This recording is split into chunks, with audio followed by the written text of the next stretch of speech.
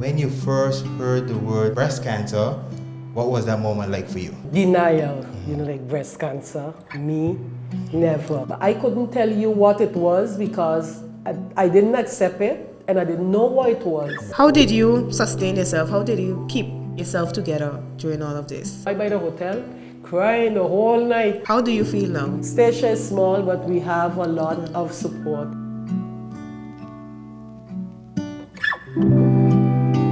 Welcome on everybody, back again with another episode of A Talk. Before I start this episode, I want to first thank Public Health for collaborating with us in order to, for the month of October, we'd have the theme of breast cancer for the entire month of October. So this is a collaboration between Jackie Imagery and the Public Health Department. So we're doing this in order to bring as much information there for the public and for all who are watching. And we hope you enjoy these episodes as much as possible as we enjoy doing them. Yes. In front of us here we have Miss Candida Woodley. Yes. First thing I'd like to ask you, how are you doing? And the second question would be, because the episode is strictly around breast cancer, I would like to know when you first heard the words breast cancer, what was that moment like for you? At first, like denial, like breast cancer. Me, never. Because I am someone who, I don't eat, like you name it. Don't eat meat, don't drink alcohol, don't stay up late, exercise. So when they told me breast cancer, I was like, nah, these people joking. Wow. I was like, and how it started, when they came, they have the screening month. Yeah.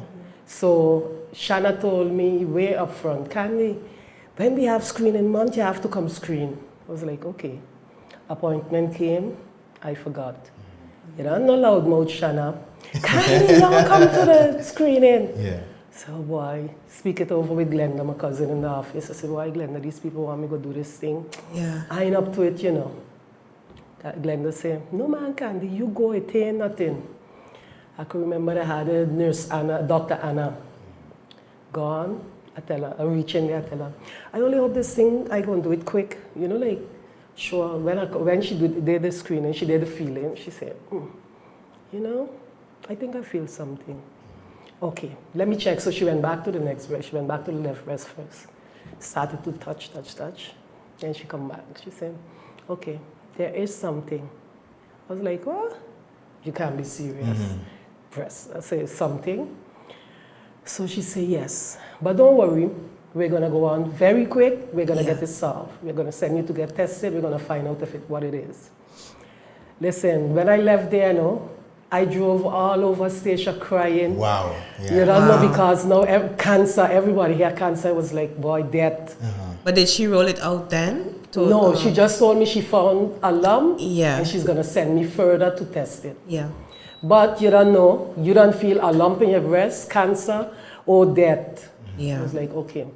Me and Gary tight, call Gary, crying, Gary, you could believe what is the doctor tell me? I got a lump in my breast. Gary said, what? I can imagine receiving Yeah, that. exactly. Me and Gary, you don't know, we Yeah. were talking. I said, boy, how to do it? Go home, drop it on my parents.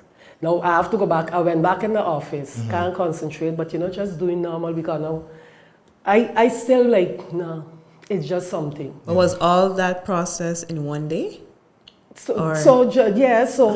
After, I think it's 2 o'clock I went there. Yeah. And then maybe by 2:45 I was out of there. Because, afterwards, Dr. Anna Carlisle, she sat down, spoke to me, no, take it easy. It might just be something that is not malignant. But, you just thinking, a lump in your breast. Listen, that was, me, I started to think, boy, how I going to do this? Yeah. I don't know. Anyway, reach home, so gone in the office, like I said, trying to be normal, left the office, gone home. But I drop it on my mother. Because I say, well, my mother going to be the one, she's in the medical field, so she's going to be the one to tell her. She said, but maybe it ain't nothing, But you realize that, I realized, it was like, boy. Yeah. Because we just came out of her with her thyroid cancer.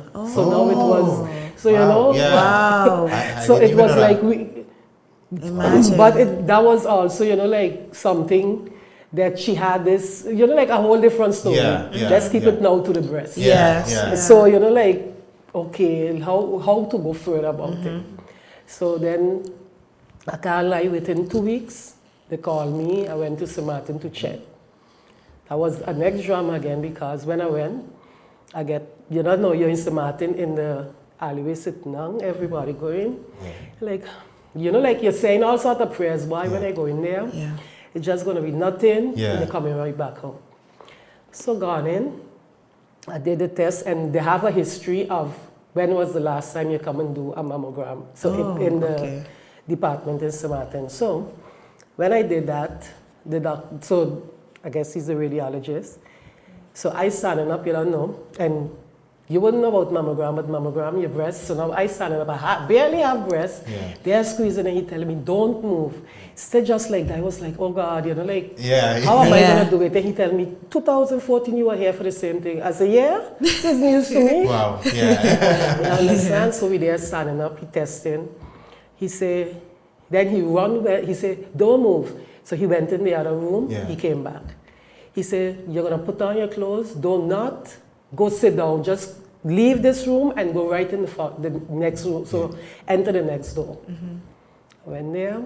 When I reach in, I find a Dutch guy, but you know, a next one, oh, we're going to get this over with, you know, like explanation. But you know, everybody was so cool and calm, giving you also a calm about Well, that's good. you know, like, so now I all nervous and tell me, no, nothing is going to happen. We saw this, but we want to, are you willing to take the biopsy right away? Because they told me, no, you have to come back tomorrow. I said, tomorrow I'm in Stacia, so I don't think I'll be able to come back. He said, well, okay, we're going to do everything now. You're willing? I said, listen, the quicker for me, the better. Yes. Exactly. So we did the biopsy. After the biopsy, so they explain, you give you a detailed explanation. Yes, they got to take the sample from the breast, blah, blah, blah. And they have to give you anesthesia. And how do they go about that sample of the breast? So, they, like I said, they're going to give you anesthesia because it's, you know, like, it's not a gun, but something that, you know, like, it's going to click hard. So, it's going to hit you, it's going to hit you like a hard feeling.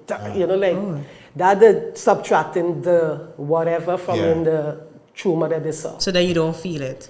Because you have the anesthesia. Yeah. But afterwards, so like maybe a couple of hours after, you won't feel it. But like I tell you, they are talking and no, nothing is going to happen.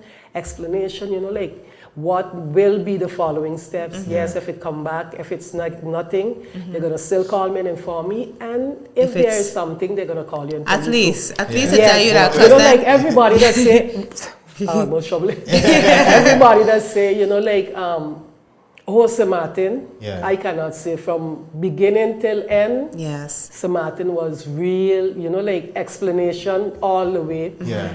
First thing, and when they did the biopsy, the same Dutch guy, he was telling me, listen, whatever it is, you're going to go back, Stacia, and you're going to tell your neighbor that they find something in your breast. Your neighbor can give you a diagnosis of what not to do and what to do. But I can guarantee you, your neighbor does not have cancer. But they know everything about cancer. That is true. Because So when you come, at least they prep you for that, because I can imagine when you're going to go, a lot of people giving you advice to do this. Everybody knows everything. Though, listen, your cancer does not have to be the same like your neighbor. So if your neighbor doesn't eat chicken, maybe you can eat chicken. Maybe you can. Your cancer will tell you eat meat. They're going to tell them don't eat meat, but everybody's going to tell you don't eat this. It's at a certain point in time, you have to say, well, no, this is it. So it's literally said, everybody knew about cancer. Oh, this one have cancer, that one have the same cancer. Everybody a doctor. But how did you navigate through that? Like knowing what to choose? Because I could imagine maybe you could be wondering, boy, I wonder if this, what it suggests true or not. Like, I don't you stood eat firm? a lot of things. I don't, normally I'm a very picky eater. So like, I don't like meat, so like I tell you, I don't like meat. I don't eat nothing from the sea. Yeah. So, you know, like when you go down the line, I guess when only thing that was bad for me when they were saying, you know, like, don't eat. I tell the doctor, say, you can't be talking to me because those are not on my list. He said, do you eat sweets? I say, yeah, sorry. I have to pick up my list. That's what love, you understand? So I said, well, okay, my fault. Forever, you know, like I would just have sweets there on my desk and I eating sweet because I just love it. But not, you know, like, okay, now we've gone over to maybe I would take something, maybe nuts. I still have sweets, but I don't eat it like how I used to eat it. You understand? So you become conscious of what to do and what not to do. But like I tell you, this is still a beginning stage, still getting acquainted with everything, and you're waiting, you know, like anticipating, boy, that call got to come. That call got to come. The call came, so the whole Christmas, January, the call came. How long was that at this time? Because October they detected it. I think I went November, so I waited 3 weeks. December. No, so 3 weeks from November, the beginning of December, when the first biopsy came back, it was they could not make a good judgment because they took from the end of the cell, so they didn't take from the middle, so they was not sure what it is. So they asked me, can they do a next biopsy, or I want to do an operation? I tell them no, I'll do the biopsy. So then I repeated the biopsy. So now, like I tell you, I waited for the first one. It was like, okay, not good. Go back, do it. Second one, so I waited, and you're like, okay, take nothing. You done been through Christmas, enjoying Christmas, now thinking all sort of things. Maybe this might be my last. And going into New Year. Imagine. Anyway, when I got the test, the call in January, they said, listen, this is it. It is cancerous. It is malignant. We want you to come and remove the lump. Because they explained it was one big tumor, so they wanted to go and remove it. I said, no problem. So I went, like I said, because then I met Dr. Marcelina, who is the Prime Minister now. He's the next one to explain me, you know, like, listen, we're gonna go, this is what you have to do. Everybody would say, you know, like, oh, he loved to cut, he loved to take off breast. He guided me through, he told me, listen, this is what I saw. So when he removed the first lump, you know, like, it was like, okay, when you wake up now, you gotta see your breast. Sint Maarten too, the nurses, you know, like, come, listen, are you ready for this? So they just did not tell you, like, take away the bandages and leave you there. Prepare you, this is what you're gonna see. You understand? So now your customer seeing a whole breast. I had literally, I was missing more than a quarter of my breast. So now you're watching that. It's like, oh boy. But you know, luckily my mom again is a nurse, so I wouldn't have to go to the hospital all the time. My mom will do the cleaning, etc. So that tumor went down to Curacao, to RDC, to get further checkup. They said, well, okay, and the surgeon did tell me, listen, when we took off this tumor, there were more tumors, but not as big. We're gonna see what the oncologist is gonna say, what's the next step? What are we gonna do? So I said, well, okay, no problem. I tell you, in Stacia, you're waiting. 2 weeks after, again now, Dr. Marcelina called.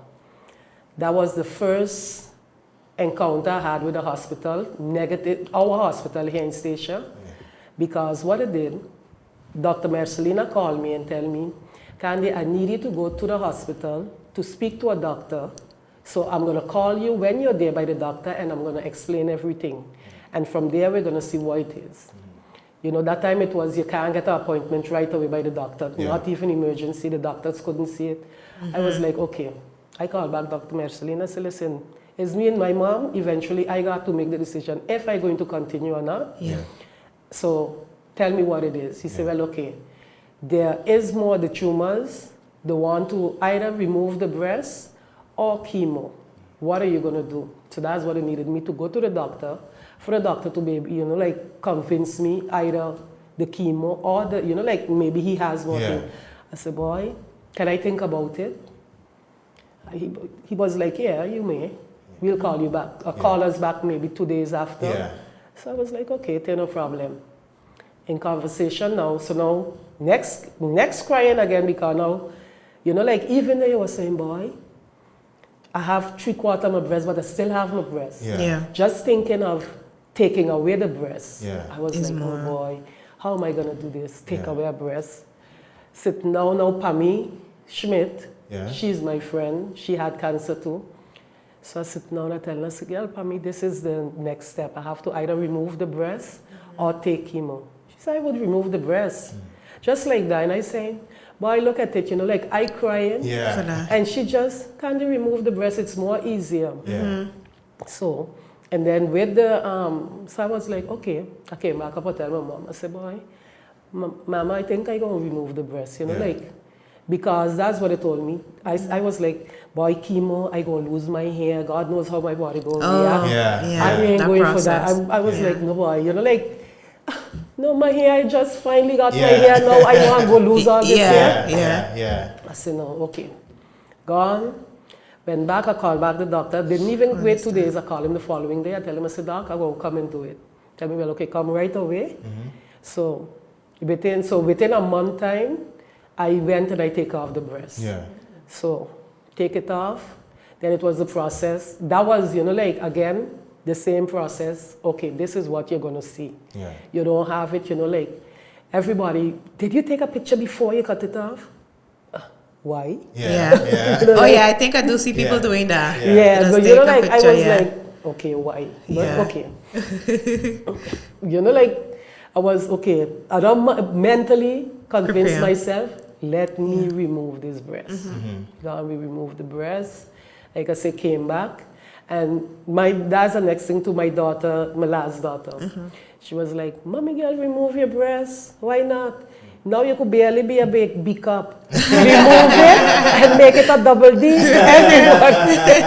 Everyone. Like, she said, do it. Why not? Have fun in it. Like, and that's something with my children, like they continue, no, Mommy, do it. Like, they were there. Like family, like I say.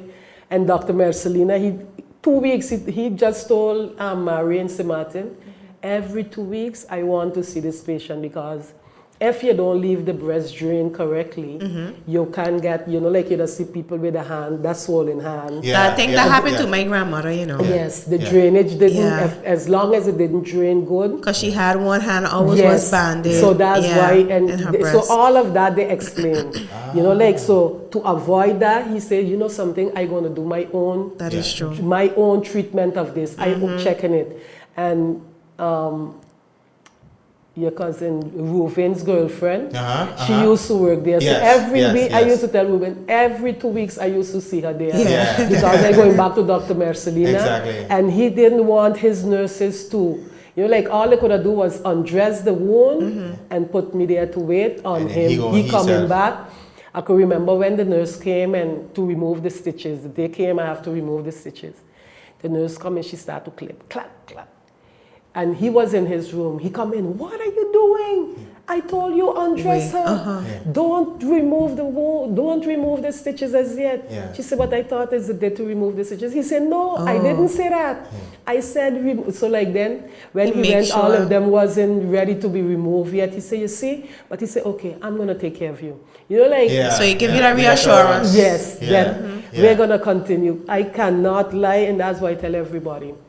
Lucky or not, maybe it's luck, but I had a good guidance, I cannot lie, with Stacia Hospital, with Sint Maarten Hospital especially. So like the doctors, the nurses, oncologists, like everyone tried to make you, like, because first, and especially when I removed the breast now I came back, I'm thinking, hey, how is everybody, like watching me, like trying to be okay, it's normal, but no, like you still want to hide.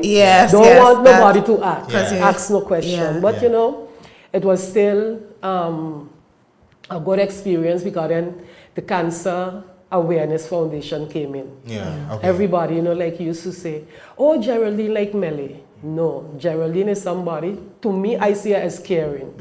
She come and, Candy, how is it? I heard this. Nobody didn't tell me, but I heard, I said, no problem, Geraldine. Like, and they started to speak to you, explain you their experiences, and then you was, okay, like, oh, it ain't only me in this. Yeah. And then too, you know, like I started to be like, okay, it was my decision to remove the breast, so why should I hide? Yeah. Yeah. Why should I feel anything? You understand? And then, you know, like acceptance. I don't mind when I go in gym. I was okay. Why would I have to wear? We have a good cancer. So from the best care, you get monthly, yearly. They make sure you have a prothese, the breast, you have the bra, the special bra, etc. Yeah. You can buy them yourself, but believe you me, it is up until now a nice challenge. You know, like every day is a learning experience because I did not need chemo, but I did have to take the radiation. That was a different thing also. You know, like it was my own was not painful. I understood there are persons who it is painful for them. Mine was not painful, but yes, the challenges after. You want smooth skin, but I would get all sort of rash on my skin. You know, like my hair, first it was full. I was like, boy, what, my hair nice. Tutus, my hair gone, you know, like all kind of breaking. I was like, oh God, no, you know, like, but it's challenges, things that Kerusu, they make it fun. They just go and explain, hey, we're going to give you a tattoo. I was like, a tattoo? What kind of tattoo? Because now they have to give you a tattoo to where how, so they give you an alignment, how you have to lay down to get the radiation. So when they think they're going to give you a tattoo, I was tattoo? You're going to give me just a dot? I was like, no, you know, just making it fun the whole way. And they have, you know, like a whole video explaining you what it's going to be like. I cannot like, maybe, you know, like there are things, for example, you know, like now that my daughter is studying, the last one is studying in the, so she's studying to, imaging, whatever, whatever imaging. And she does explain me that, mommy, you know, they had to cover the other parts of your body that was not taking the radiology. That's true. But nobody told me, and for me it was like, okay. That they did not, I can't recall they saying it nowhere. They did never come with it, you know, like to give me no cover, but okay. Hopefully it didn't, and that's what I guess when I came back, you know, like first I came back extra thick, you know, like everybody was like, oh, you put on weight. So I myself was like, huh? But you know, like raw, like how did it would be? Then 2 toes, I lost all this weight, you know, like my body just now throw back off all the weight. What caused the the radiation, like what I understood, because of my thyroids were open to the radiation, then my hormones. So that's why your doctor told you that? Yes. Your hormones were all over the place. So which means first they were working super fast, super slow. That's why I got thick. And then when I lose back the weight, then everything, so like, listen, I myself was, I was a size, how much? Size 14. I was like, what? How to stay here? They themselves, so automatically as a cancer patient, then they're going to send you. They want to go check to see now what's wrong. So now see you again. Back to our internist. She had me. I tell us giving hormone medications. I said, listen, first she tell me, you're gonna sleep. I said, I can't sleep. Something isn't working. Either you telling me I'm supposed to sleep or I can't sleep. So then something isn't right. So it started to be a challenge between me and her. I said, listen, if you're giving me something to help me, then it got to do what is you're saying it got to do. So now first it was, you know, like, so she had him, like she was giving me too high a dosage. Wasn't good. Then okay, she have to give it too low. I said, listen, this thing ain't going, this thing ain't working. And that make you feel uneasy too? Yes. So then I tell her, well, you know something, let's stop it. I go start to, so in 4 months time, my body itself started to regulate. So she said, but why? I tell her, because you know something, they were like, no, but your body is not right. Like I tell you, my hormones were just all over the place. So no, this isn't right. So now suddenly everything normalized. Without no medication, my body come back to what it's supposed to be. She said, but why? I said, I'm trying to tell you I had radiation. This is what happened and this is where we are at now. So she was like, oh, okay, now I understand. Now she go and sit down and check in the computer. I there said, doctor. A question. When that is happening, don't they also have the information in the system already? They have all it in you the went system. through? Or is but she was like, it was not normal for her. Like, no, but why is it happening? Listen, first, like I tell you, hormones out of proportion they were, like high. Yeah. No, but you listen, I eating and I ain't gaining weight. I tell you, I could have feel. Who wouldn't want to be a size 14? So, again, without doing nothing. Listen, and like I tell you, I don't eat much. So I ain't go eat. I always used to eat, like either wraps, lean bread and all of that. So you always was healthy. Yeah. That's it. So that's what cancer, you gotta be crazy. That is something. So when you sit down, that's why I tell them, no, that diagnosis is not going to happen. They had a lady from St. Kitts, oncologist, she came in. The cancer awareness brought her in. Afterwards, I went in and speak to her, I say, you know something? I want to leave you check the lump in my breast. Because all the things you mentioned, like I wanted confirmation to hear her say, okay, there is a lump for true, there is. She said, boy. And when I explain it, like we stand up there talking and I tell her, I say, no, it's not. What you're saying is not true. Don't tell me that don't eat meat, don't do this, don't smoke, don't drink alcohol. I am not doing them. Yet I'm here standing with a lump in my breast. What are you going to explain me now? Yeah. You understand? Yeah. Oh, she said, okay. And I went back St. Kitts to her. Same thing, like when I finished with everything with my radiation, I went a couple times to her. No, once I went to her, but I spoke to her more times. And also they have a chat with other Caribbean islands. Okay. Like with other Caribbean islands with breast cancer patients. Oh, and the things you hear from those patients, like, oh, we don't get no health care. So, for example, a lady in Barbados was explaining, she had to go and take her chemotherapy. She started it the first 5 weeks. Then they tell her, listen, medication done. So you have to wait till they get medication again. 6 months after they call her back. So and you're hearing all this. So in this. So imagine through that 6 month span, it could be progressing and you're still there. And now we're here in Statia. Like, I'm not going to say our healthcare is the best, but when you listen to those people, that some of them from Dominica, for example, she's saying she had to wait so much months for her to be able to go and get and do the biopsy. When I say to myself, boy, in 2 weeks' time, I was done in Sint Maarten to get this biopsy. So, and, like more things that you hear out there. So, where like other forums that you hear and you go, oh boy, I really don't have it that bad. Exactly, because even though, like having my type of cancer don't make me feel, like, oh, you are a cancer survivor. Every time you keep in the back of your mind, boy, am I doing it right? Every time you hear, we lose one of the cancer patients, you'll be there about, oh boy. Am I doing it right? Because, like I say, now even worse, like I used to eat fish. I used to eat maybe cows. But now I can't eat them. I guess from the radiation, from the medication, my body just reject. Anytime I eat it, I have rash on my skin. Pineapple, the same thing. I love fruits, but you can imagine now, okay, pineapple is a fruit. Eat fruits.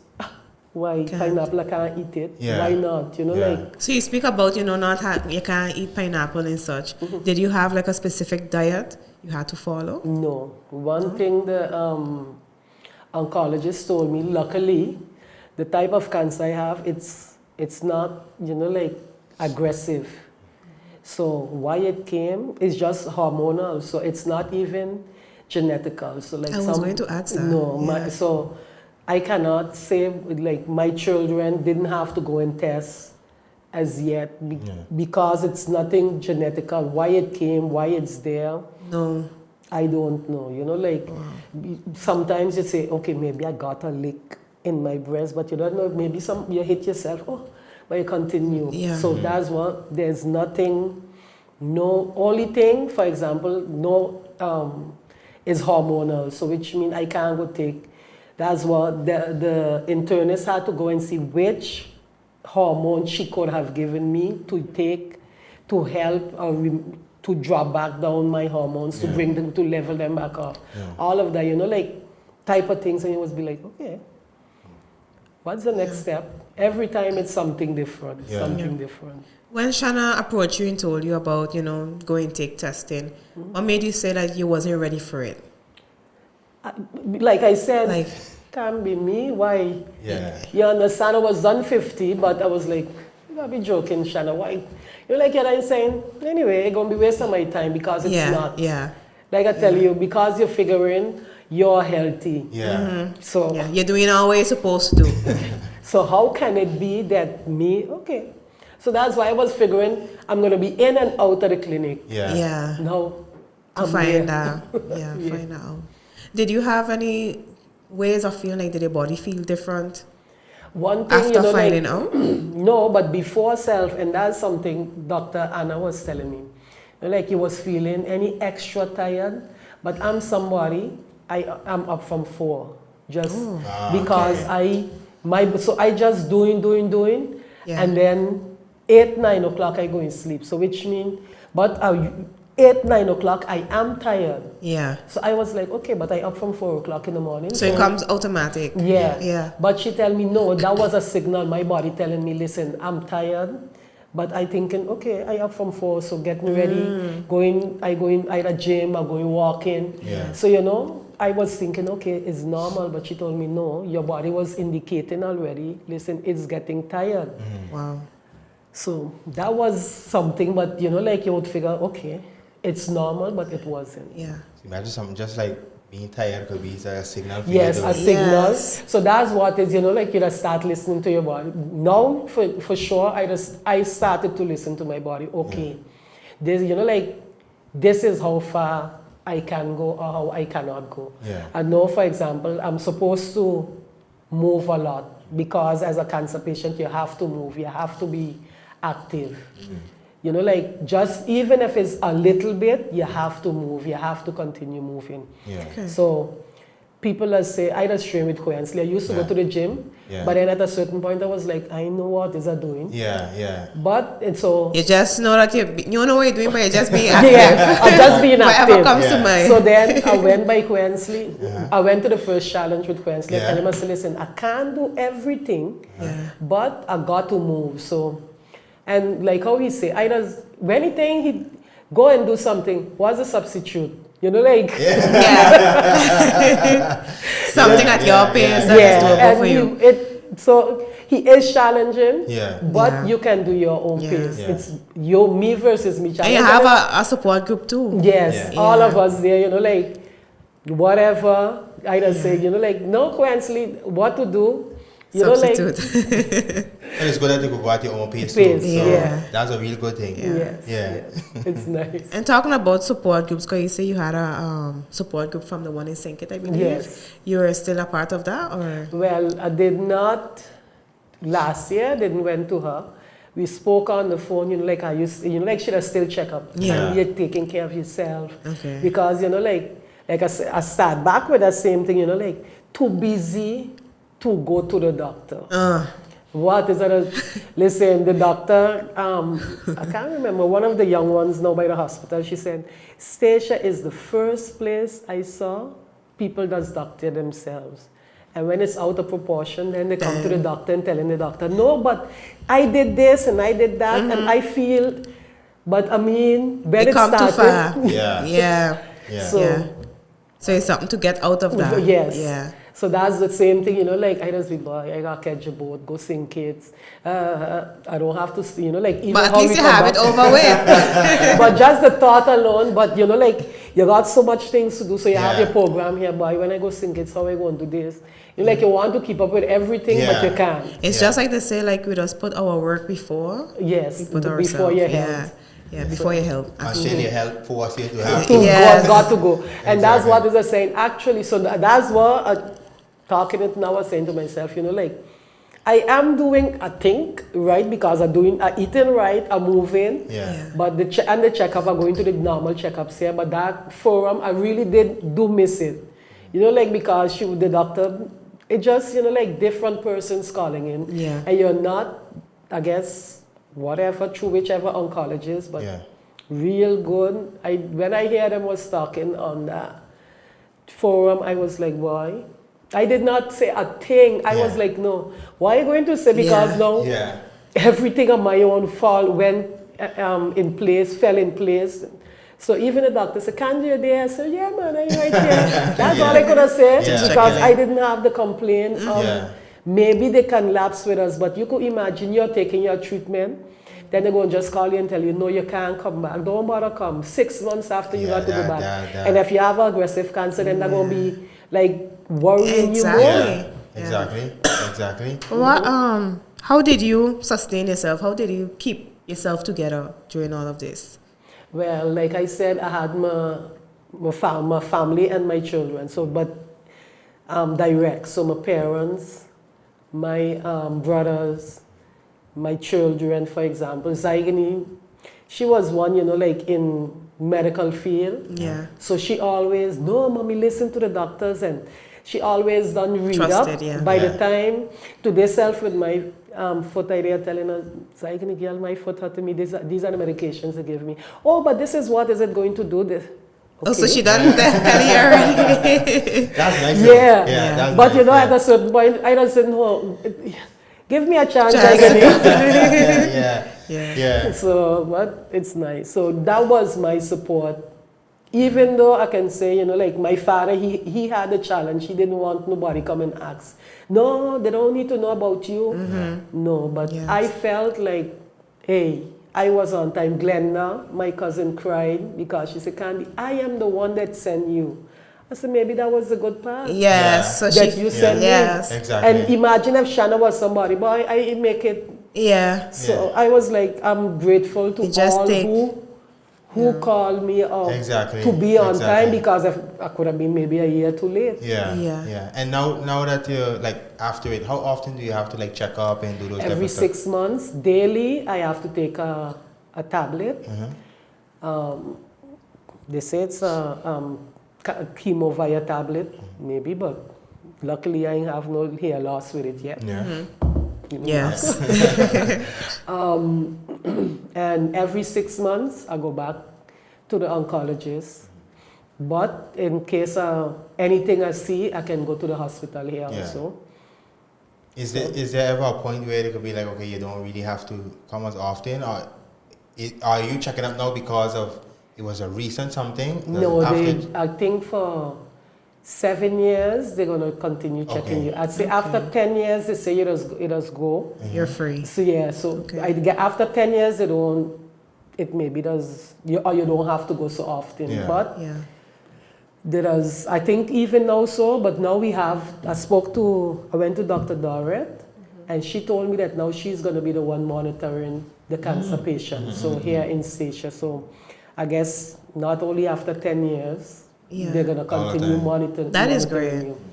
I had, there was another cancer patient, I spoke to her, and she said, when they told her that, listen, you don't have to come back no more, she was like, really?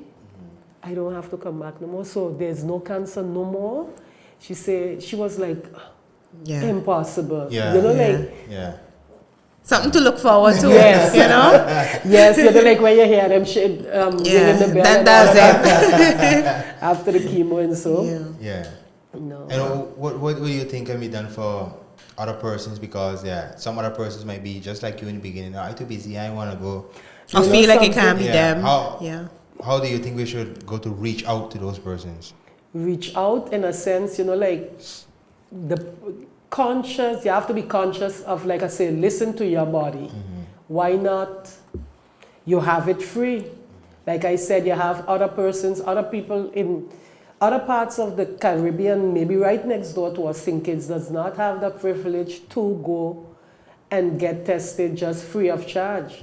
We're having it here, you know, like the Cancer Awareness Foundation always have these persons coming in if you see the marginal amount of people that are there, you would say, boy, are the people not conscious or why? What I realized too, there are a lot of people who maybe have it, but they still see cancer as a taboo. So they're afraid to talk about it. No, I don't want nobody to know that I have cancer. Yes. I mean, cancer is just like a cold nowadays. Everybody can get it. Everybody. It's how you go about it. It's not easy. What more can be done? I guess there's a lot is being done already. Now it's conscious. Everybody has to be conscious of. I think it's personally. You know, like, and be via the how you say, via the via the Public Health. So that's Public Health, and you have the Cancer Awareness Foundation. Exactly. They also, you know, like the flight people, when they want to send you, like they have the flight carrying you to Sint Maarten. You would hear people saying, I can't go to Sint Maarten for such a little bit hours. What are you going to do? It's true. Yeah. And free. You know, Yes. nothing. Absolutely nothing. Food, everything again. You're gone for your health. So one pilot, everything is being arranged. You're being flown there, picked up, carried to the hospital. After there, you're going back. It truly is a privilege that many don't have. And you know, like I was like, no, it's for you. So exactly. You have to be conscious. All of us have to be conscious of our own health. It's a funny thing. Sometimes if it's too long, complain. Now if it's too short, make it shorter. You still complain. So it's like, how can you please people? But I wouldn't imagine. You know, like I have to stay. After that, I wouldn't want to stay longer. Yeah. May I ask you? And you ever get tested or? No. No. No. I don't think it's like our age you have to be or no. Not even. I should think they should make it because you have people as young as 30 can get cancer. Okay. So but I ain't 30 yet. But I itch in there, but I No, I'm telling you that you are, but you know, no, it's just. Can't do something that I said for like a certain age. I think here we have it from 50, all 40s and 40-year-olds and then 50-year-olds. I think they the ovarian cancer too as well. Cervical. They have an age for that too. Yes. Yeah, I saw that one too. Yeah, but that one does hide. That cervical cancer is a cancer that does hide. Wow. So. That is interesting. Yeah. But I wanted to know, like, do you have, like, when you was doing the checks, didn't they say, like, a certain period of time you had to go before you do the next check? No. Oh, okay. So, especially like with a breast, because it'll say after, if you don't check this time, because then you could stimulate, like, trigger something in the breast. That's what. I did hear something like that. No, not by, at least they didn't explain me that. Yeah. But, you know, like, for example, if you're on TikTok, you're hearing them say, yes, don't let them do the biopsy because the biopsy going to wake up the cancer. Yeah. If you leave it, it's going to stay. Then every cancer is going to just stay like that. So you just be like, which one I have to follow? That choice. Yeah. Which one you have to follow? You know, like, that is what I just say. If the amount of things you just hear, you just be like, boy, which one of them to follow? Yeah, it's true. You understand? It's so then true. your sound mind, when you're waking up, you know, like, if you just wake up in the night, you're going to like wake up thinking, boy, should I go? Should I not go? Yeah. Especially when I had to go and do the operations. For the first one for my breast. Listen, I was so afraid for them to go and put me sleep. I was like, oh boy, how am I going to do this? Yes. You know, like, the whole night in the hotel room, Pat was my, I didn't want to go with nobody because, like I tell you, mentally I had to prepare myself. Yeah. So I know Pat wasn't going to talk to me too much. I tell him, I said, Pat, I didn't go sleep. I was there in the bedroom sitting and crying. Pat home. I could have stayed by Pat, but I said, no, Pat, I want to go by the hotel. No, I by the hotel, crying the whole night. When I reached to the hotel now, to the hospital, pressure high because I didn't sleep the whole night. I cried the whole night, warming up my whole self. When I reached in the operation room, the nurses, you know, like, she asked me, but why your pressure ain't going down? Eyes puffy, you know, she said, you are crying? Why are you crying? Do you believe in God? You know, like, and in there, you know, like you would say, you have the nurses, you have the doctors. People would say that, you know, like they're not godly. Not in there, in the operation room. Those nurses prayed with me that they know. I was like, boy, you know, like, give you a calm. And the anesthesiologist also, he came, he tell me, listen, I'm going to be right here when you wake up. Yeah. I'm going to make sure I stand here because I put me to sleep. Because I tell him, I say, when you put me to sleep, I have 2 children to feed, you know. So guaranteed. Yeah. So he said, I'm going to be right here. Yeah. And then the next day, like the following day, they come by the room to check on you. How you feeling? You wake up today too? I say, yes, I did. You know? When you open your eyes, I was like, thank God. Yeah, I was Thank like, God. okay, I'm here. You Yeah, know, like, exactly. you know, like that feeling. Yeah. So How do you feel now? that's what I say, you know, like I feel good. I just always say, I strive for the best, but every time you hear somebody else, either we lose a cancer patient or whatever, you just say, boy, am I doing it right? This is how it's supposed to go. You know, like, should I have left it? What would it have, you know, like those kind of thoughts just come back, keep on coming in your mind. But then I just say, boy, on to the next. Yeah. Like I said, my friend Pami, she always says, Candy, when it's no more, it's God's decision. That is true. So if you go to church, you know, like you hear them preach, all you have to do is prepare yourself for that day. Yeah. Then you'll say, then you're going to start to question yourself, am I prepared? Am I doing it right? Yeah.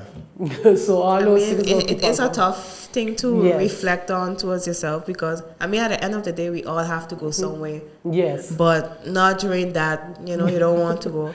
And I just say to myself, whenever is the time for me to go, I don't want to suffer, you know, like I don't want to go. Yeah. Let it be okay. This is it. Yeah. It's true. So that's what it's, I would be, I can't imagine, you know, like, I don't like pain.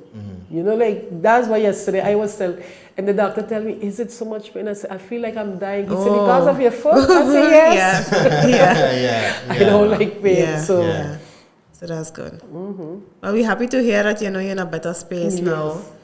mentally. I actually feel like a lot of persons would, listening to this conversation, would learn a lot and understand, hearing different stories from different persons, always just be, especially if you hear from someone you're watching them all the time, but you don't know what they went through. Hearing those things sometimes will be really impactful for people. Really hope. Something too, what was when I had to go to Sint Maarten, because I told my colleagues, listen, I ain't going to be working a couple of days for a period. But I couldn't tell you what it was because I didn't accept it and I didn't know what it was. Yeah. So how am I going to say, hey, I'm going to remove a lump that they say is cancer? I didn't know it was cancer. So it was, I couldn't say anything. So I was like, everybody was, but you insane, you didn't say anything when you left. I couldn't, I didn't know, I did not confirm with myself, much less for me to go and speak to anybody about it. So the day when, I think a few months after, so the following year it was cancer awareness down in the village for Taste of the Culture. Okay, I can remember I up on the stage and say, hi, I have cancer. Oh, you did that? Yeah. Oh, wow. People was like, I say, yes, Candy can get cancer too. Yeah. So how? Because who know me, know that I does eat healthy, exercising, you don't get me in no party because, listen, I follow that rule. I need to sleep. I need to be, like all those things. Even in Caruso have whatever. My child, nobody can say they see me in no party. Every party, every time I have a party, I making sure I rest. So I was like, no, I have cancer too. It can happen to you. Exactly. So that. How was it being on the stage? But that was like, I got the courage from the cancer awareness because that, like Raina comes to you, like I tell you, I'm Geraldine. They speak to you, like you realize you're not there, you're not in it alone. Like I said, my friend Pammy goes through it.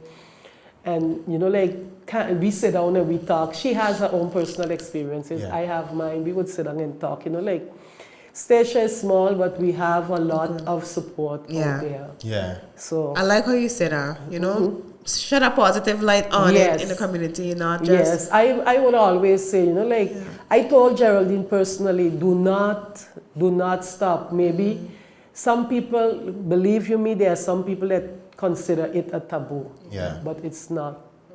It's something, it's like a call nowadays. Because if you treat it as a taboo too, you're going to be more yeah, in your you mind. want to, yes, it's you alone have to face it. Yeah.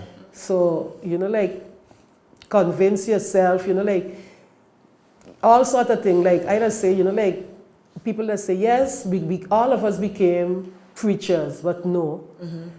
You know, like, you yourself will start to feel that you have somebody else to speak to. Because, you know, like, when all those, when I was crying in the hotel room, like I say, as soon as I reached in the hospital and those nurses said, you don't believe? You know, like, I can't, you know, like, I don't remember names. Yeah. So I have to remember anything is a number. Yeah. So but I can't remember names, so I can't tell you Nurse Anna, Nurse Dr. Anna. Yes, I can remember because she, you know, like, months after, every time she came back, she would look for me. How is it? You know, like.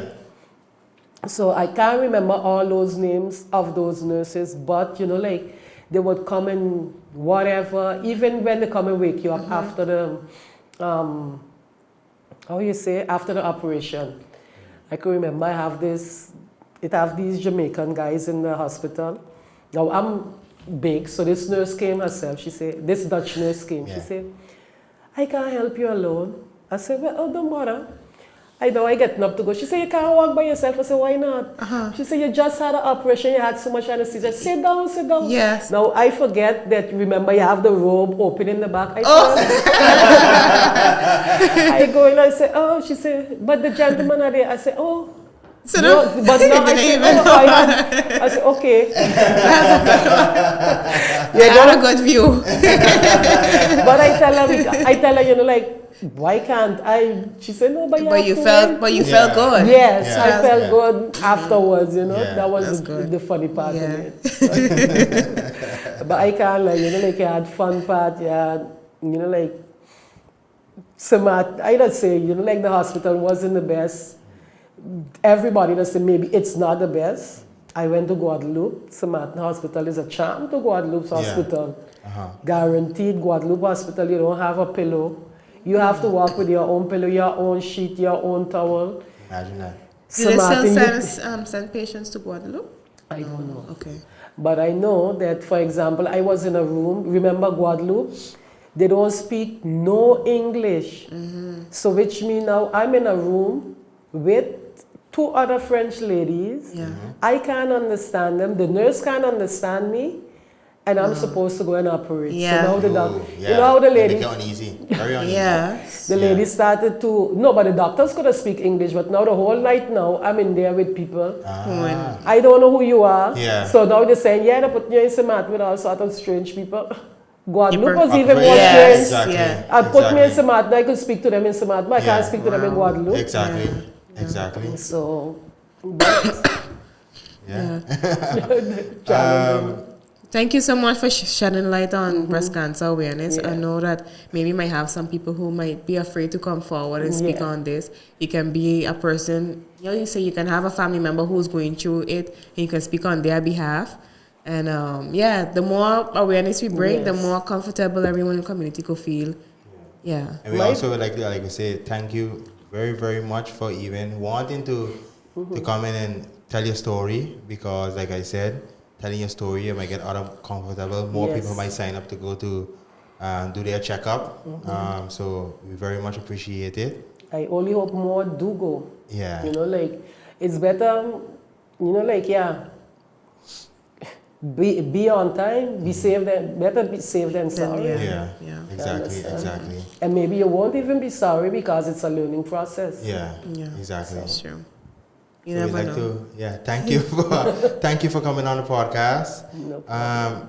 Before we finish, is there anything that maybe we didn't touch on, or anything that specifically you would like to leave for the audience before we close off? Please go and get checked.